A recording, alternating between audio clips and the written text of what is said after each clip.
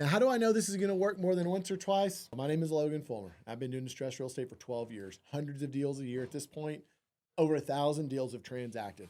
What I have learned is there is always a solve, no matter how bad the problem. But the question is the juice worth the squeeze?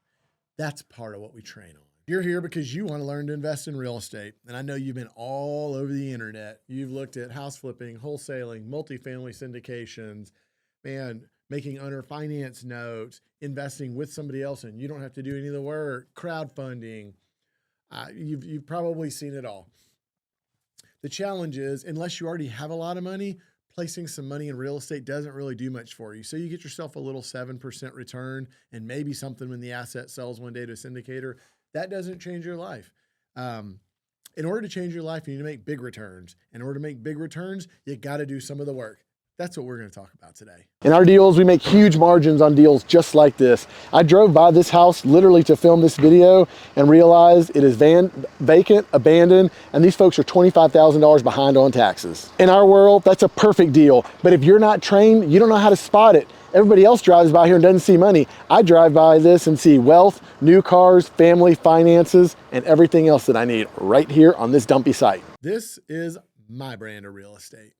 Distressed property acquisition and curative title, and how curative title supports distressed property acquisition. They go hand in hand. You can't have one without the other. But I did not know that when I started all this. I just started out trying to earn a little bit of money, trying to not lose my money, trying to not fall into traps. And along the way, I built this incredible business that does tens of millions of dollars a year. And our entire job is to find distressed property, clean up the problems, and turn around and resell it for multiples of what we paid. So let's dig in. I'll never forget when I started these deals in the oil field, I had no clue that any of this stuff would work. The way it would work at that time is I would try to find messes and start to solve them and invest money and time. And most of them really worked out. And I was able to cautiously earn. The difference is, today, you guys have information that's available on this. Back then, distressed property and curative title, there was nothing on the internet. A few little lawyers hoarded the information, and every once in a while, someone that works at a title company knew how. But I'd never met anybody that did this professionally for a living. That's all they did, and it became something that was a real skill. I believe I'm the only person that's really done that. Now, in the last couple of years, I started talking about it and training people, so more people are starting to catch on. But at this point in time, I like to think that I'm the authority in it, and I don't think anybody can challenge that. I will tell you, it's not magic. It works, and we now have a blueprint. We now have a pathway, and that's what I'm going to share with you. That's why you're here. So my job today, if I do it right, is for you to understand what curative title is, what distressed property acquisition is, and why you care. Now, before we go too far, I read a study the other day that said 75% of the high net worth, the very rich, are into real estate outside of their own home. And also there's a study done by Morgan Stanley that said it was the #1 alternative asset class of the wealthy. So maybe you knew that, maybe you didn't, but you found your way here. So let's get into it. Now, the only reason anybody would care about this weird little field of real estate, it's much more niche than house flipping, much more niche than wholesaling property.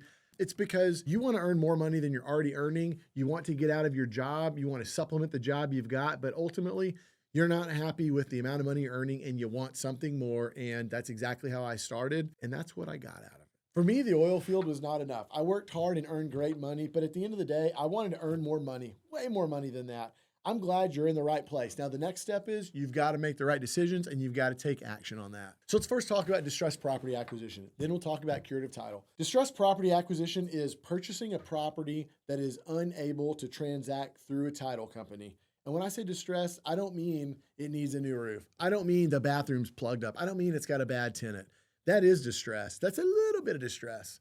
What I mean is a massive amount of distress. What I mean is 5 owners to the property because they inherited it. One of them's got child support liens against it. No one's paid the property taxes in 3 years. It's gone vacant. Someone's busted in the windows and a homeless guy's moved in and he's been making, I don't know, he's been making fires in the middle of the winter. And actually him and his girlfriend had a baby in it. That's happened to me before. Absolutely. I had to run them out of my house and call someone to help them with a newborn baby in a delinquent, dilapidated downtown house that I still made $100,000 on and sold it to a flipper for $150,000.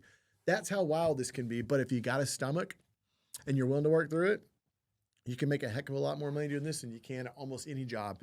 In fact, typically I earn more money than most attorneys, most surgeons, everybody that I looked up to when I was a kid and was wondering how they earned all that money. Now it's a whole different ballgame. I employ folks like that to help us get these deals done. And I run that business for the bigger profit. So when you're talking distressed property, you've got to you've got to put your mind into this place where you understand the situation. You know, there's some people that are into money, they're into real estate, they're into economics, they want to build and grow. That's a mind frame. But not everybody's in that mind frame. Believe it or not, there are people in the world that don't care about those things. I'll give you an example. Some artists, they could care less about it. For example, a friend of mine's a musician. He loves music more than life itself. And he can't understand why I don't love music the way he does. Well, in that same way, there are people that don't care about real estate in the same way we do. And while I could turn the radio off and go without music for 4 days and not care about it, those folks could walk away from property that has real value attached to it, but it has problems attached to it. And they could care less about the value. They don't want to deal with the problems. That's where my business model steps in. I care about the property. I care about the economic situation. I'm willing to solve the problem. In a different way, I make a pitch to those folks that says, if you will walk away from this property, I'll hand just a nominal amount of money, $500, $5,000, something of that nature, to walk away and give me your claim. If you do that, I'll go solve this and probably try to earn some money. If I can, great. If I can't, I'm in the same spot as you are and I get nothing. That's my pitch. Do you want to take it or do you want to leave it? Now, usually real estate investors are looking to buy something, value add, improve, and then make money. So for example, they buy a house that needs a lot of repairs. They do those repairs and they flip the house. They fix it up and they resell it for a lot more than they spent on the house and the repairs. And their goal is to make some profit. But that's a heavy lift. They're calling contractors. They got designers. I hope they pick the right tan colors. They're going to pick up toilets from Home Depot all the time. Oh, the shingles don't match. They got to get that fixed. Oh my gosh. I have flipped houses before. It is the worst thing in the world. I've never done anything in the world that I hated more than that. In this business model, this is a little different. You're using the phone, you're using your brain, and you're solving problems from a desk. You don't have to deal with all that stuff. I would much rather deal with lawyers, surveyors, and genealogists and private investigators. Those are the trades that you need. They're professionals. I'd rather deal with them than contractors and plumbers and painters. Those guys are a lot less professional. They're typically a lot harder to deal with. And at the end of the day, managing a plumber pays a heck of a lot less than managing a lawyer. I'll tell you that. That is one of the reasons I absolutely love distressed property acquisition, because it's a much more efficient operation and you can scale it much bigger. At the end of the day, there's only so many houses you can manage and still make profit. And I've seen people say, I flip 100 houses a year. It's a train wreck and it's hard to make work. And it's very rare that people make that work. But we have trained hundreds of people over the last couple of years to do distressed property acquisition without those skills from their desk. And it actually works. It's not as complicated as it sounds. Frankly, I'd put a good distressed property acquisition operator up against a house flipper any day of the week, and I know where my money's going to go. Another incredibly important topic that you've got to understand when you're doing distressed property work is it's a much more capital efficient exercise. And when you go flip a house, for example, let's say you spend $200,000 to buy the house and remodel it. Let's say you're going to sell it for $300,000, and you got to pay for interest, you got to pay for realtor fees, you got to pay for utilities, you got carrying costs. Out of a $300,000 house sale, you might make $50,000. I bet you that's typical. Believe me, I've done it around the business. I've Googled it, I know. If you make $50,000, you're a hero, maybe 75. If you screw up, and you could lose money, and it happens all the time. I know it. So that is there's maybe a 20% profit margin there, 25% if you're a king, 30% if you're an outlaw. Well, let's flip those numbers around. Let's say the $300,000 you're going to sell the house for, your entry point is $100,000, $150,000.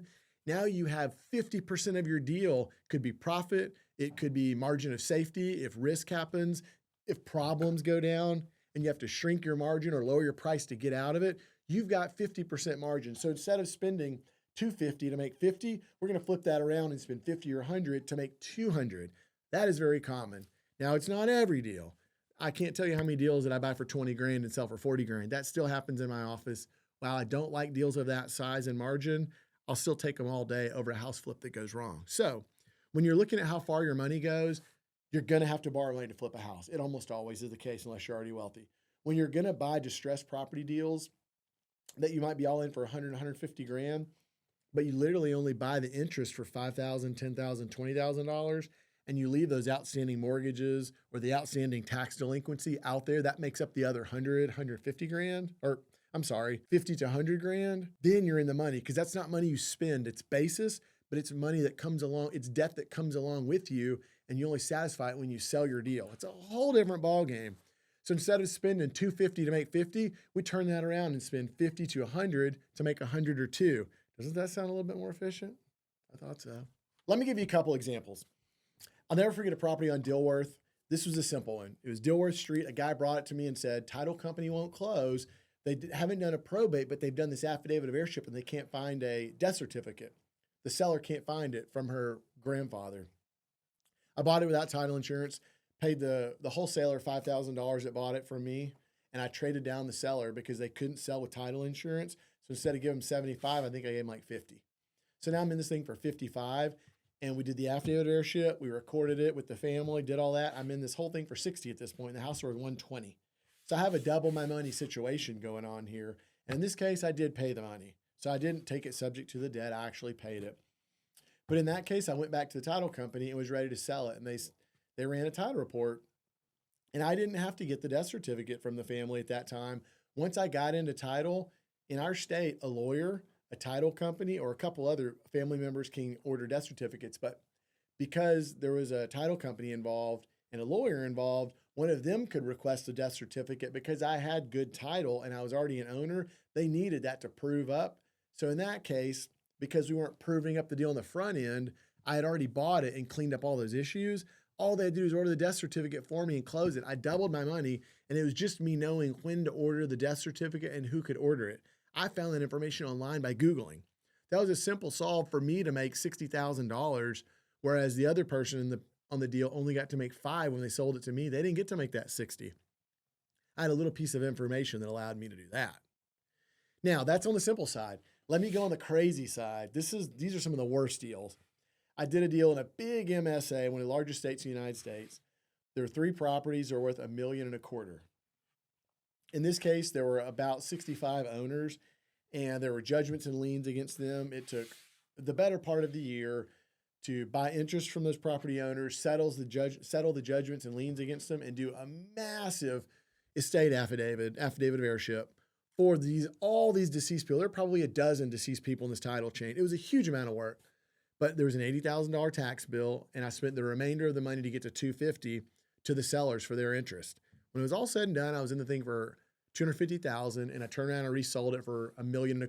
Now remember, I have business partners, and I don't do all this myself, so I didn't pocket the $1 million. I had to divvy it up among a couple partners here. But at the end of the day, we made a massive profit. We got a property to get back on the tax. At the end of the day, we made a massive profit. We got the property back in service, satisfied an $80,000 delinquent tax bill, and the property didn't foreclose, and folks got $0. Some of those people got $20,000 and $30,000 because they had big shares of the property. Some of them got $500 because they had tiny shares. And some of them said, I don't want the interest at all. I'm going to gift it to you. In that case, I said, no, I'm still giving you $100. I can't accept a gift because I want there to be consideration. But that's how a complicated deal looks. So you start out on the easy deals, you work your way up to the complicated ones. And somewhere along that line, you're going to find that the meat and potatoes of all this is owners that don't get along. Yes, they can have judgments or liens and all these other problems, but 50% of these deals are just siblings that don't get along or co-owners in real estate that just don't get along. And when you buy them separately, that's the easy answer. 50% of our money is just made solving family and people problems. The other 50% is the technical and the messes. Now, folks ask all the time, Logan, you're making all this money in real estate. Why coach it? Well, I'll be honest with you here. I'll be very transparent. I love this business. And when the business was built and runs like it's supposed to, I'm not involved day to day. I don't have to spend time reviewing title commitments, talking to sellers anymore. The people in our business, the partners, the employees, they do what they're supposed to do and it works. That gave me all this free time. So several years ago, I stepped back and said, let me coach this because I was approached by somebody one time about it. Let me coach it and see if I like it. In a 4-month period, I was able to get a couple people who wanted me to coach them to extreme profitability. One of them made $400,000. Well, he sold the property for $400,000, had about $330,000 net profit in that deal. Another guy picked up $1.4 million in equity. I mean, these were incredible returns. And what mattered to me more is I took the model that I built over 12 years and implemented it in 4 months to a couple people. One had real estate experience, one didn't have that much, and they were both successful. When that happened, I said, let me build a coaching program. I can do this. And it was so fun to earn money, build a new business line while my other businesses were functioning, and we started to generate huge revenue from joint venture deals, build incredible associations with all these people. We now do speaking events. We've got online courses and training. It's shocking what it's built. So selfishly, it's a great business model to run education here. And I get to deliver awesome content to you guys. What I find is the more profitable I can make y'all, the more money I get to make. So I think it works for us both. So I've seen this business model work so many different ways. And from the small side, you can have, just like me when I started, it was me working out of my RV in the oil field. I worked nights and weekends. I had no experience, no resources, no nothing other than a couple of dollars, I guess you could say. And then as that developed, it was me working in my living room in my apartment with my computer, and I'd gotten laid off from my job. So I was just doing this. And I got to the point where, you can knock out $500,000, $700,000 a year in profit. Like I said, it was no training. It was just me. Nowadays, y'all have training with people like me. But I know more people than I can count that make $500,000 a year by themselves. Now they're smart, they're hardworking and all those things. You got to put in the work, but it's absolutely capable to make as much or more than a surgeon with one person doing these deals by yourself. Now on the other end of that spectrum would be a business I developed a couple of years ago that's run by a partner of mine. He's got about 6 people in that business. Last I checked, I think there's somewhere around 20 million in inventory, I don't know. They fluctuate from 125 to 150 units in inventory in about, and they're across, I don't know, several states at this point, but they run that business on a significant margin. And it's a relatively small business. It's 6 folks, and they recently just hired an extra person to get to the 6. They ran with 4 to 5 people at that volume for a long time. Now they're experienced operators. They've had coaching and training and a business partner like me. But my goal here is to let you understand on the small end, it's a one-man show, and you can make a ton of money doing that, or you can build a real operation with a lot of people, well, a small amount of people, a cluster, a pod, so to speak, a team, and make a huge amount of money, run a real business doing that. The reason I bring those up is, you're in a place right now where you want to improve. Otherwise, you wouldn't be listening to me. You already got it figured out. You don't need me. But if you're in that spot, you ask yourself, what does this look like? Do I want this to be a lifestyle business? Do I want this to be a big operation that I'm tied to for life? What does that look like? And you got to find something in the middle. Maybe it's your extreme either way, but you got to find somewhere like that that works for you and makes sense. And I've found what works for me. So during a lot of our trainings, we go through what a big business looks like, a medium-sized business and a small business, what phone calls look like to sellers by yourself, or how to train a team. We talk about how to finance and capitalize a small business out of just cash that you make and manage your own capital and grow it that way. We can also go to the other end of the spectrum where you're taking in private capital, or you're using bank money. That could be another way. There's just a lot of ways to skin this cat. So I encourage you to step back and look and say, what is it that I want out of this? Do I want a solo operation, or do I want a big time operation? I can help you get all those places too. Unlike when I had to develop this model on my own, the tools are here. You just need to use them so it's easier, and you can make that change yourself. The last thing I like to tell people all the time is you guys are one deal away, literally a deal away. I was one deal away from quitting my job. I was then one deal away from having enough money to fund the next deal. I was one deal away from buying that home for my family cash. I was only one deal away from buying that office building. I was only one deal away from moving to the best neighborhood in the entire South Texas to put my kids in the best schools. I was literally one deal away. Today, it's no longer one deal away anymore, but I'm beyond that because I run a really big operation. So if you hear nothing out of everything we're talking about today, I want you to know that you're only one deal away. Now, I've accomplished more than I've ever set out to do, but I realized that along the way. And a few years ago, I looked up and it hit me. I was there, and I really didn't even know it. I was nowhere, I was nowhere, I was nowhere, and then I was there. I didn't realize along the way that I was getting there. I never felt like I was where I wanted to be. I had to work myself along the way until just recently. And I woke up one day and bam. I know you guys have felt like that at one point. You might be early on in that journey, you might be later on, but I want you to consider this. Where am I at today? Are you where you want to be, or you're not? If you're already there, turn this video off and go on. If you're not there, you've got to keep listening. You owe it to yourself. Now, I'm going to make a commitment to y'all today. I'm not going to do a speaker event. I'm going to do a training. It's a full training. I'm going to give you what you need to understand the framework to go forward. And it's not one of these things where everybody gets up and talks about how great their business model is. This is people from my business, my office, my operation that lays out every step of the way so that you can understand what that looks like. And I don't take this lightly. I would like you guys to take this, what I developed, and move faster, further than I ever did, because you're standing on my shoulders. You're starting from third base over here. You don't have to start from the dugout like I did. If you can make that commitment today to move forward and get started, then we'll move forward together. The last thing I'm going to tell you is I appreciate and respect your time and money, because frankly, I'm a very frugal person and I will never take advantage of that. I want you to know that you will never leave a place like spending time with me and you'll walk away saying, gosh, I shouldn't have spent that time or I shouldn't have spent that money. It wasn't a fair trade. I will never do that to you. And I will make a commitment here. I rarely do things like this, but if you come to an event of ours or a full day training and you think it wasn't worth your time and money, then I want you to send an email to my office, get on a Zoom with me and tell me that directly to my face and I'll give you your money back.